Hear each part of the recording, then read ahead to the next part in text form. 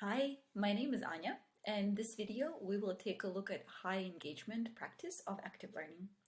Active learning is something that is beneficial to the learning journey of the students as it enables them to get closer to the material and not only take information in through readings or videos or tasks, but also to actively engage and practice asking questions, finding ways to apply their knowledge, working together with their peers in application of that knowledge, and deepening their understanding by exploring on their own at their own time or in their terms as well.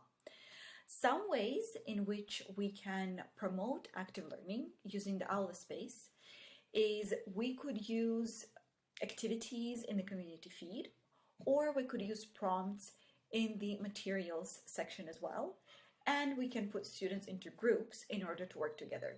Let me show you how that works. So in order to promote active learning, here's a quick summary. We can ensure we assign regular hands-on activities or application activities. We can support students in taking their practice outside of the classroom. And we can have regular opportunities for students to demonstrate their learning, either through projects, presentations, or quizzes. Let's first take a look at how we can promote an activity here on the community feed. If we click the little plus sign and go to templates, we have an option of a weekly group challenge or a group activity. By including a group activity or a weekly group challenge, that's an opportunity to get the students talking or applying or practicing or noticing the subjects that are being described in the actual module. So let's say we'll choose the weekly group challenge, we'll say post, and then we can go ahead and insert, let's say this is week 1, and we would include the actual activity or the challenge, and we'll have the students engage with each other, thinking thoroughly, participating in the comments, maybe replying to each other, and most likely even correcting each other's misconceptions. Let's imagine that's done, we'll post. If we look at the journey, there are also several opportunities how we can make learning more active. One could be having a place where the students can brainstorm and share any recent articles or any thought-provoking ideas. And in this case, it could be something like a Padlet, where students can go in and add their ideas and vote things up or collect topics which would be interesting for further discussion. But in the actual weekly flow, there's a couple of other opportunities. In any of the pages, we now have an option to add a discussion prompt. So let's take a look at this one. In pre-class of week 1, the students are asked to explore the topic of liquid assets by looking at the video and a specific visual. And now at the bottom of the page, they also have a prompt. And that prompt is there to have them start thinking critically about what they have seen or they have read. In this case, it asks about the benefits of the liquid assets. A student would reply, and other students can also reply to each other. They can give each other emojis, upvote, or they can share own perspectives. And here we have a specific task for them to explore the topic and then answer the discussion question. And once they have done so, reply to at least 2 of their peers. So that way they can compare and contrast ideas, they can lengthen each other ideas or deepen each other ideas. And that's a nice way to get students more actively engaged with their learning rather than just looking at something. One other thing that we could do, for example, post-class, in this case, we have a small reflection and we ask the students to do a quiz. So we have previously set up a quiz here for practice. And now under the materials for post-class, I can go and say edit.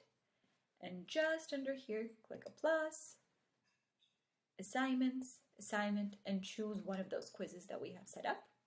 And once saved, now learners have a quick access to that quiz in order to be able to practice their learning and to apply it actively after a certain session. Another great way to be active, and especially to complete projects outside of the Aula space or outside of the classroom, is to set up groups. Here's how we can set up groups.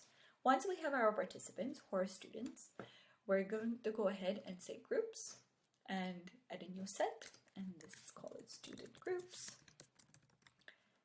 and we're going to create a set. And in this set, we're going to add a new group.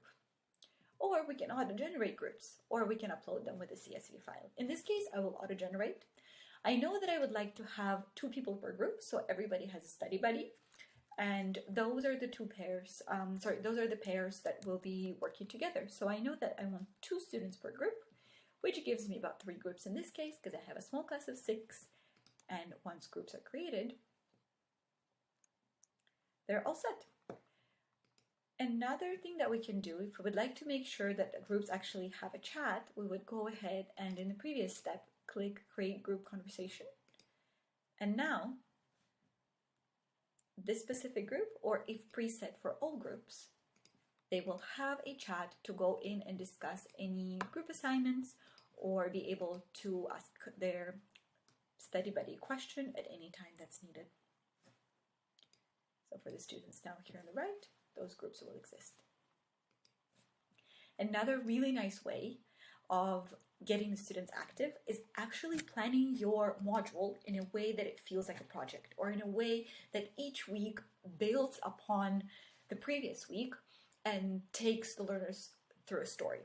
For example, in the past, I've worked with a module where the topic was finances and creating balance sheets and being able to do evaluations.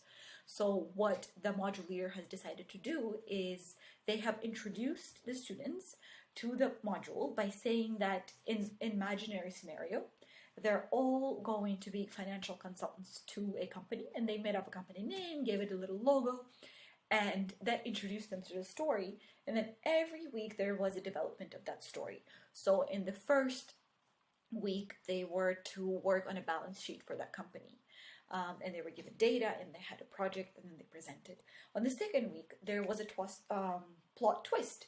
And let's say there was a new intern joining the company, and that person needed special training on a different topic, maybe a topic of equity.